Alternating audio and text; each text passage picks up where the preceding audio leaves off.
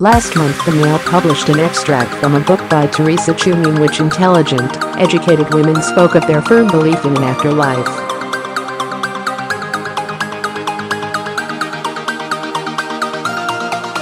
It led to a deluge of emails from readers who had experienced their own ghostly encounters.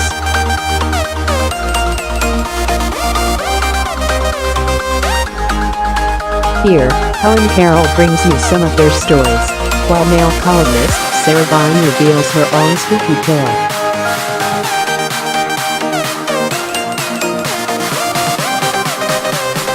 Terrified daughter saw chilling ghost in my eyes. Daily Mail columnist Sarah Vine, 50, lives in London with her husband and 2 children.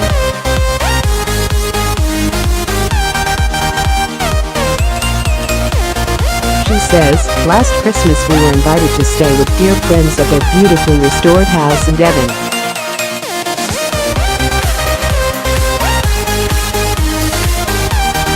My daughter's room was the sweetest spot just down the corridor from ours.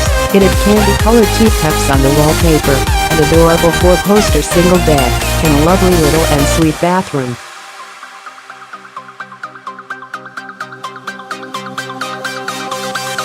The first night we all slept soundly, replete with food, wine and gossip. And the second night we retired slightly earlier.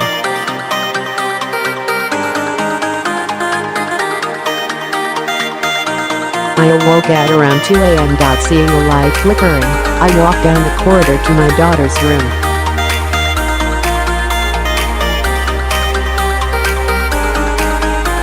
She was wide awake, watching a film on my laptop. She had woken up and couldn't get back to sleep.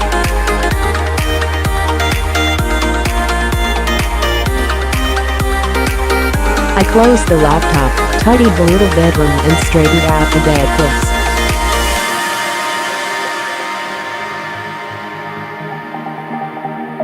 I then tucked her up and sat down on the edge of her bed to stroke her hair. As I sat there, half snoozing myself, I realized that the room felt rather chilly despite the window being shut tight.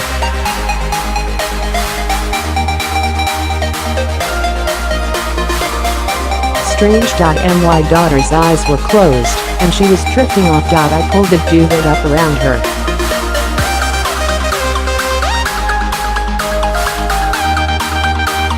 Night, darling, I whispered. Night, Mummy, she replied, and half opened her eyes.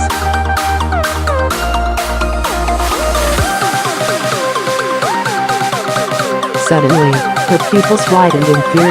Tears sprang out of nowhere. Mummy, what's wrong with your face? She cried, recoiling in horror and sinking beneath the covers.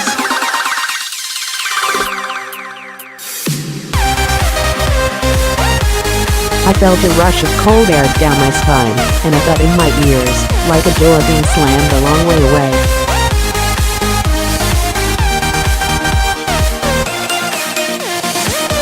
My back felt icy.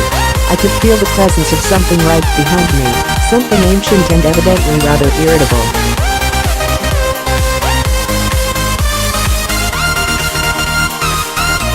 I stood up with a jump, brushing the air away.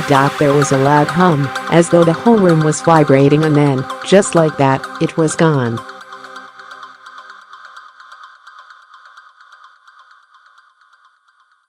My daughter and I looked at each other, open-mouthed. What just happened? What did you see? I asked.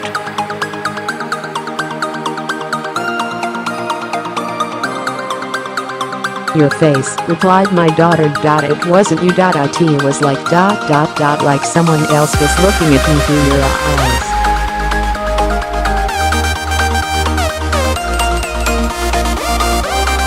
The dead man who worried about us. King Davies, 51, a carer, lives in Evesham, Worcestershire, with husband Lynn, a writer, and has a daughter, Kiri, 23.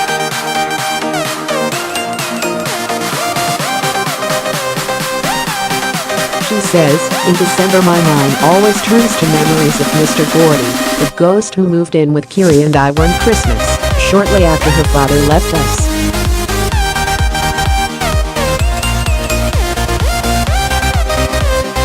We had been together for 4 years and his decision to end the relationship came as a terrible shock as Kiri was only 3 years old, and I panicked about how I would cope as a single mother.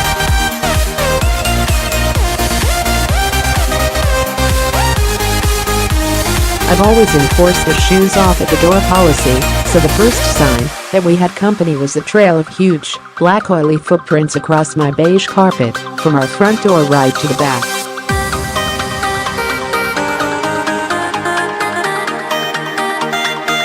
The doors had been locked while we slept, and my ex no longer had a key, so I knew it was impossible for someone to have come in.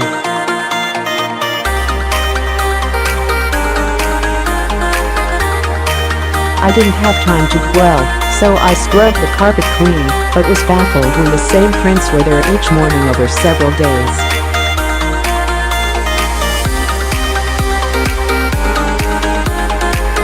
I hadn't seen or heard anyone, and nothing was stolen, so it didn't occur to me to call the police.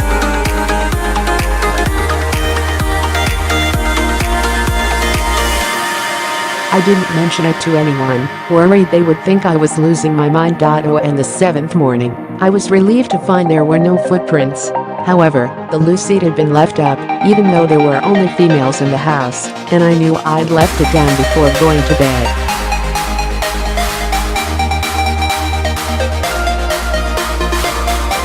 About a week before Christmas, a friend, eager to cheer me up, invited me on a night out, so I booked a babysitter.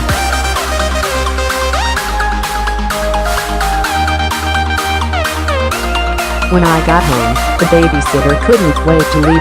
She'd spent half the evening picking up photos, most of them of my daughter's dad, that kept mysteriously falling off shelves, and the other half checking on my daughter, who she could hear jabbering away and laughing in her bedroom, as if she was speaking to someone.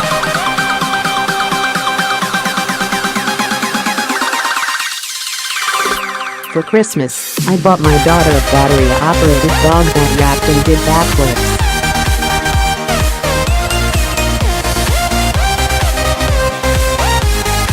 I thought she was waking in the night and switching it on as it kept going off, so the day after Boxing Day I took the batteries out and left the toy downstairs.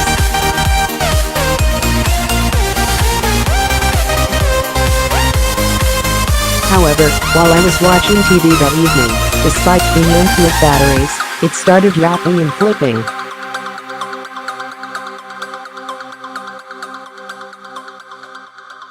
Freaked out, I shoved it in the freezer overnight, then threw it in the outside bin the following day, telling my daughter it had run away.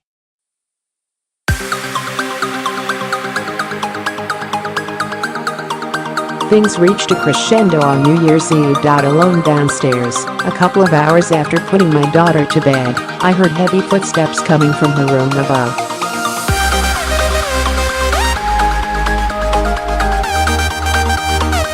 I crept upstairs and heard Kiri laughing and chatting, assuming she was talking in her sleep. I put my head around her door.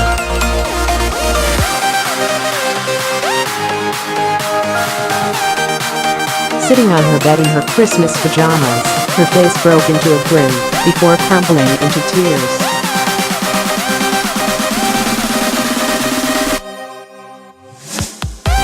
"He's gone, Mummy, he's gone," she said. "He's gone?" I asked. "Mr. Gordy," she replied.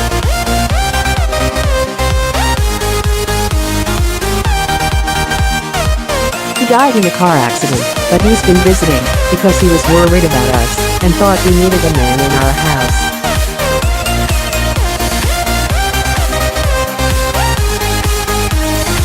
He told me stories at night, but he said you're getting better now, so it's time for him to go.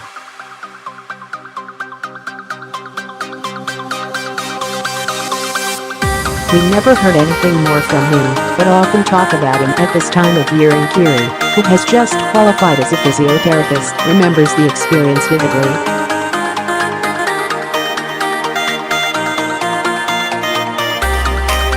Rebecca Shaler, 28, works in accounts at a department store and lives in Southend, Essex, with husband Mark, 34, a photographer, and children Lena, 8, Reggie, 6, James, 4, and Olivia, 1.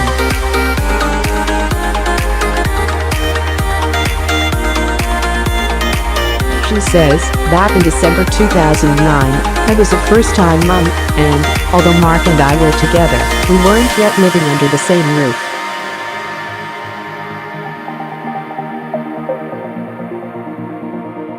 Lena's nursery was adjacent to my bedroom in our new-build semi, and I would hear her through the baby monitor when she woke at around 3 a.m. for a breastfeed.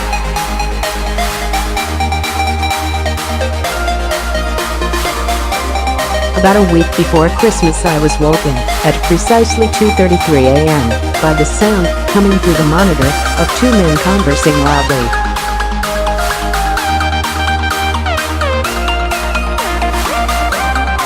They were talking about trying to catch a young lad who had stolen a piece of meat from a kitchen.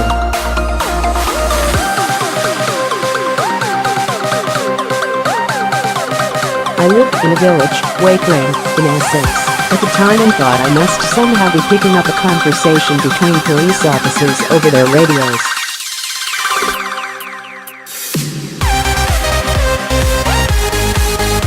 At exactly 2:33 a.m. the following night I was again woken by what sounded like the same conversation.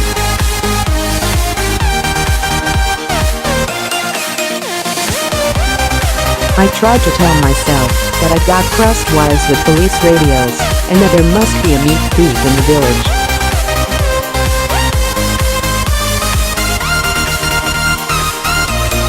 However, when it happened again, at the very same time, on the third night I felt very unsettled, and began to dread these nocturnal disturbances, which happened again over the next 2 nights.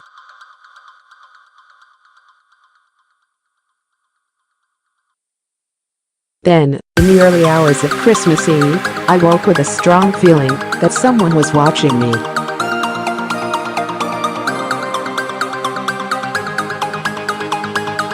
Opening my eyes, I saw a middle-aged man, dressed in a top hat and coattails, standing at the foot of my bed.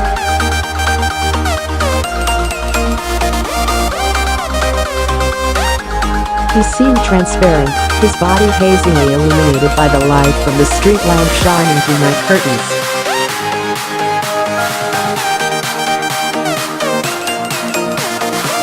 My only thought was, "You're a ghost," and then, appearing irritated, he strode out through my bedroom door.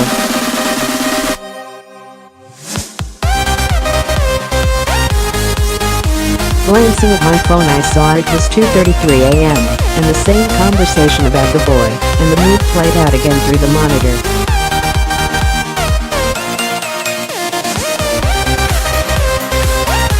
I wasn't worried any harm would come to Lena, because I knew he wasn't a real person, but a ghost, so what could he do?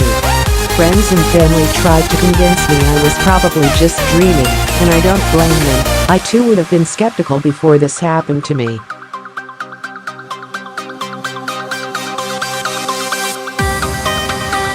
I did some research and discovered that an old manor house had been knocked down in the 50s to make way for the housing estate we lived on.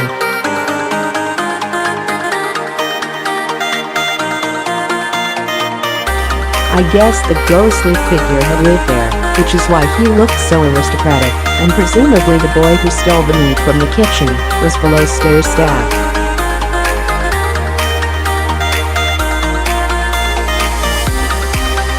When Mark asked me to move in with him shortly afterwards I was relieved, and, although we went on to have 3 more children, I never allowed a baby monitor in my house again.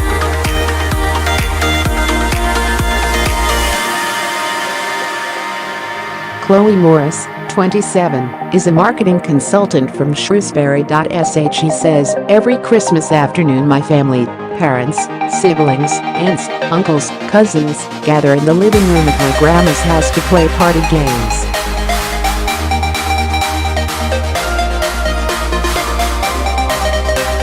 At some point each year, we are joined by the spirit of my great-grandmother, Dorothy, who passed away in 1998.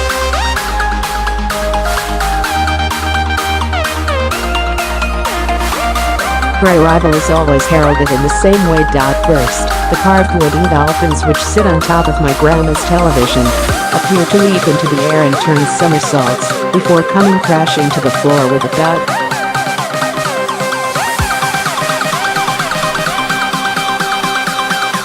Next comes the sound of a door slamming somewhere in the house, followed by the living room lights flickering eerily.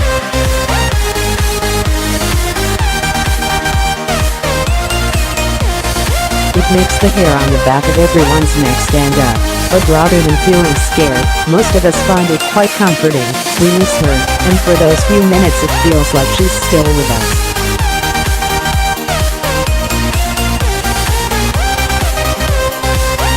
We'll say, "Hi Nana," and our star visitor has come to join us. The week will be over, and we'll go back to exchanging presents or watching a movie.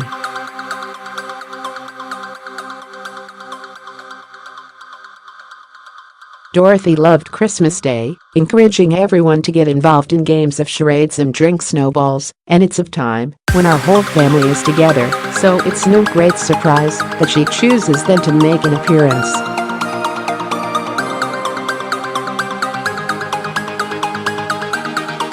Jane Reynolds, 28, a nurse, is mum to Ethan, 4, and George, 18 months, and lives in Church Stretton, Shropshire.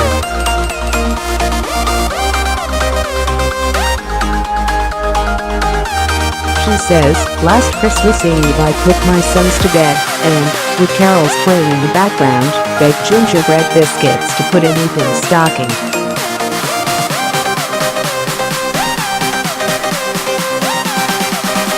While they were in the oven I remembered the boys' Christmas stockings were still in the attic.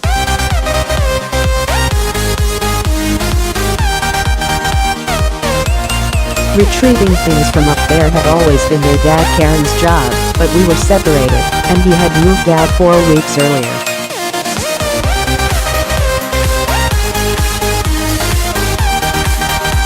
So, with great trepidation, I headed up into the loft in our Georgian terrace. On the rare occasions I've done so in the past, I had a strong sense of foreboding, as if there was a malevolent spirit up there.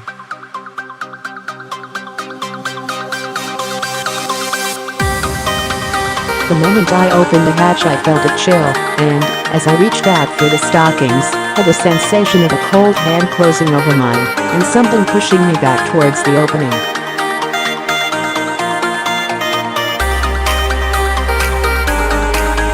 At 4 a.m., I woke with a start as the super king-size duvet was yanked off my bed and thrown to the floor.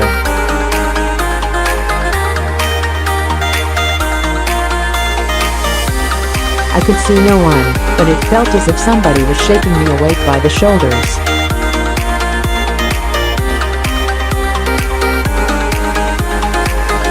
From elsewhere in the house I heard a banging noise, and the scream of a child I didn't recognize.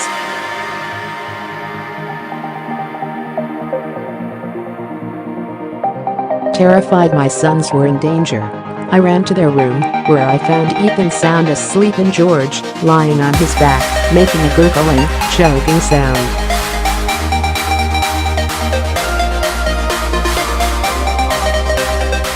His face was ashamed, his lips blue, and he was struggling to breathe. God, I was a mental health nurse before having children, and, realizing he was choking, flicked George on his front and patted his back.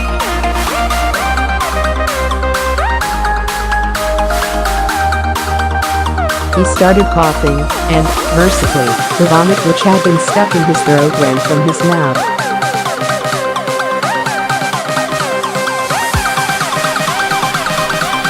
Shaking with relief, as his breathing regulated, I wrapped him in my arms and called an ambulance.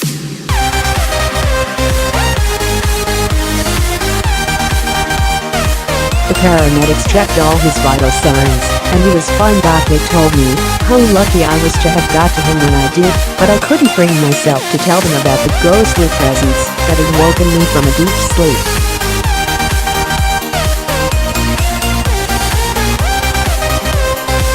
I told Karen, my family and close friends.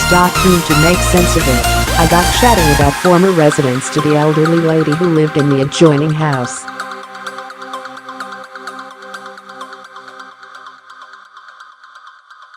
She told me that, 50 years ago, a baby had died in his sleep in our house and the parents, too distressed to carry on living there, moved out immediately afterwards.